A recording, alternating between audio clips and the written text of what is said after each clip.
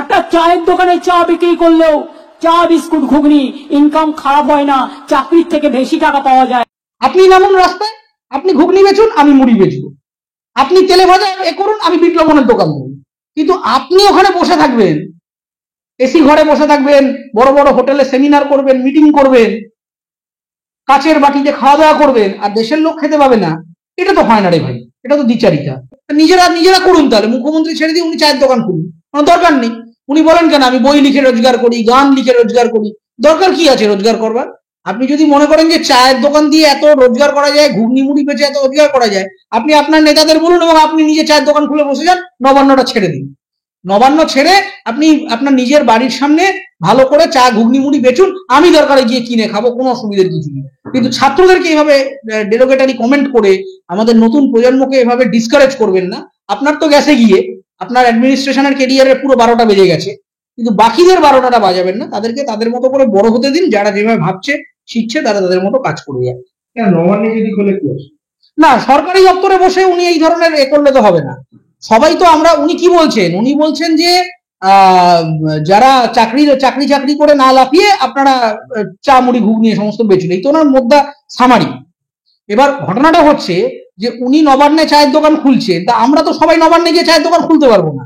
তাহলে উনিও সাধারণ রাস্তায় নেমে আসুন, আমরাও রাস্তায় নেমে যাচ্ছি। আপনি 14 তলায় এসি ঘরে বসে থাকবেন আর আমাদেরকে রাস্তায় নামতে বলবেন, তা তো হয় না। সমান অধিকারে কথা হবে যে ভাই রাজ্য দেউলিয়া হয়ে গেছে। আপনার বক্তব্য রাজ্যে কেউ চাকরি বাকরি করতে পারছে না, কোনো কিছু আর হচ্ছে না, টাকা পয়সা নেই, দেনায় ডুবে গেছে, খুব ভালো কথা। ইমার্জেন্সি সিচুয়েশন, ফাইন্যান্সিয়াল ইমার্জেন্সি তৈরি হয়েছে, মুখ্যমন্ত্রীও পথে নেমেছে। আপনি নামুন না, আপনি পথটা ছেড়ে এখানে চায়ের দোকান মুড়ির দোকান দিন, আপনার পাশে গিয়ে আমরা ছাত্ররাই গিয়ে কেউ চপ ভাজবে, কেউ ঘুগনি বেচবে, কেউ পকোড়া বানাবে, সব করবে। কিন্তু আপনি রাস্তায় তাবু খাটিয়ে দোকানদারি করুন, আমরাও করব। আমরা সে যত বড় পিএইচডি হোল্ডার হোক, সে এসে করবে, কোনো অসুবিধার কিছু নেই। কিন্তু আপনাদেরকে ওই ঠান্ডা ঘর থেকে বেরোতে হবে। আপনি ঠান্ডা ঘরে বসে সমস্ত রকম বেনিফিট এনজয় করবেন, 50টা গাড়ির কনভয় নিয়ে যাবেন, আপনার নেতা মন্ত্রীরা লালবাতি নীলবাতি করে যাবে, আর দেশের শিক্ষিত ছেলেমেয়েরা তারা চাবিড়ি দোকান দেবে।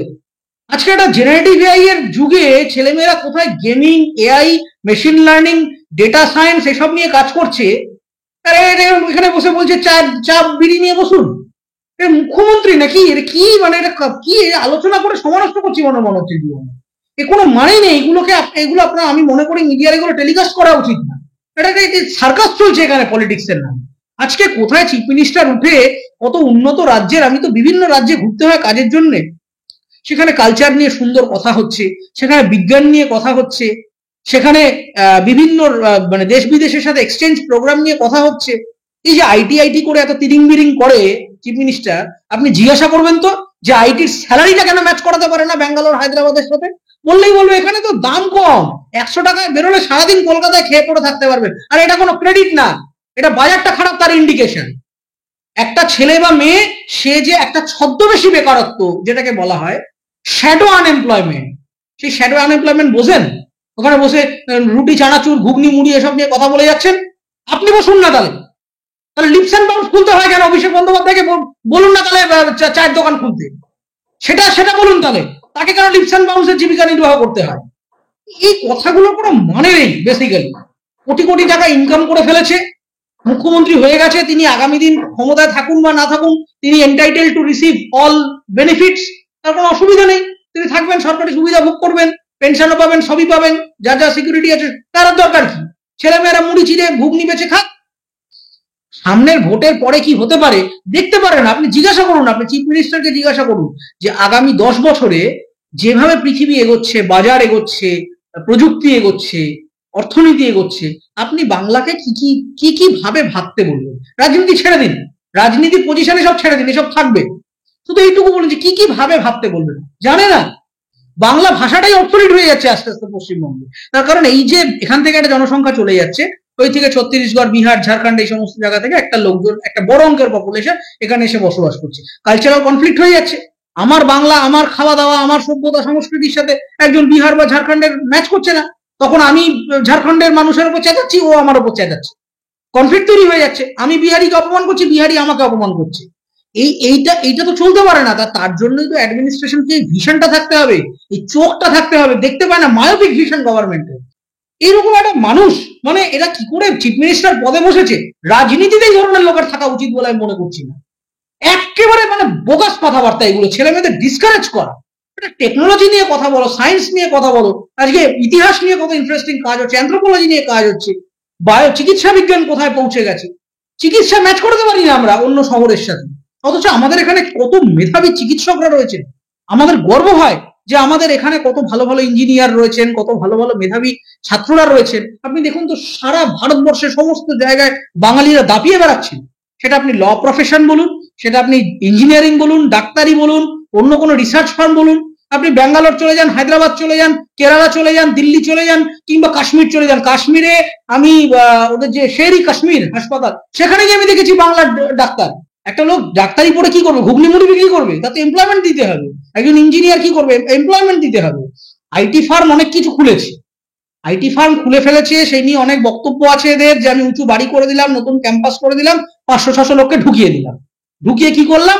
10,000 টাকা 12,000 টাকা মাইনে, সকালবেলা মাদুর পেতে বসে পড়তে হবে অফিসে গিয়ে, রাত্রেবেলা বেরোতে হবে। কলকাতার আইটি সেক্টর থেকে গোটা পৃথিবীর জব মার্কেটে একটা ইমেজ আছে কলকাতার আইটি সেক্টরে, যে এখানে সস্তায় লেবার পাওয়া যায়। যত সস্তার প্রজেক্ট, মানে ধরুন 4টে জায়গা থেকে বিড হচ্ছে, সব থেকে সস্তার বিডটা করে কলকাতা থেকে। যে কোনো মানে স্ট্যান্ডার্ড, এটা জেনারেল প্র্যাকটিস। এবং যখনই বাজেট কম থাকে কোনো প্রজেক্টে, যে লোকটা বাজেট বেশি থাকবে সে বলবে আরে নেই আর কলকাতায় না। এটা যে কোনো শহরে গিয়ে আমি দেখেছি। সে লোকটা তখন ব্যাঙ্গালোর যাচ্ছে, বম্বে যাচ্ছে। সে আপনি ফিল্মে যদি, আমার মূল যে প্রফেশন ফিল্ম, সেখানেই দেখেছি। একটা ভালো বিজ্ঞাপন নির্মাতা সে কোনোদিন বলবে না আমি কলকাতা টিম নিয়ে কাজ করবো, সে বলবে বম্বে চলো ভাই, চেন্নাই চলো ভাই। আর যখনই আরে বাজেট নেই, ঠিক আছে চলে যান কলকাতায়। আমাদের ইমেজটাই হয়ে গেছে যে আমাদের এখানে সস্তায় লেবার পাওয়া যায়, কম পয়সায় 500 টাকা দেবো, এসে একেবারে সারাদিন থেকে খেয়ে পরে কাজ করে দিয়ে চলে যায়। এই ইমেজ তৈরি করেছে আমাদের দেশের পলিটিক্যাল অ্যাডমিনিস্ট্রেশন, আমাদের রাজ্যের পলিটিক্যাল অ্যাডমিনিস্ট্রেশন। তারপর উনি ঘুগনি মুড়ি নিয়ে কথা বলছেন, এগুলো ফালতু কথা, এগুলো আমি শুনিও না। এবং এগুলো নিয়ে কথা বলে আমার মনে হয় দর্শকদেরও এইগুলো শোনানো উচিত না। এতে তারা ডিসকারেজ হবেন। ছেলেমেয়েরা এখন যথেষ্ট ভালো কাজ করছেন, বাংলায় থাকুন বা বাংলায় না থাকুন, তাদের কেরিয়ারে অনেক প্রসপেক্ট আছে। আর আমার জেনারেশন তো বটেই, আমার যারা পরবর্তী জেনারেশন, আমার যারা ছোট ভাই বোন, আমার কাজিন বা এদের, তাদের বন্ধু বান্ধবদের সাথে মিট করে দেখেছি, তারা বলে বলে গোল দিতে পারেন আমাদেরকে।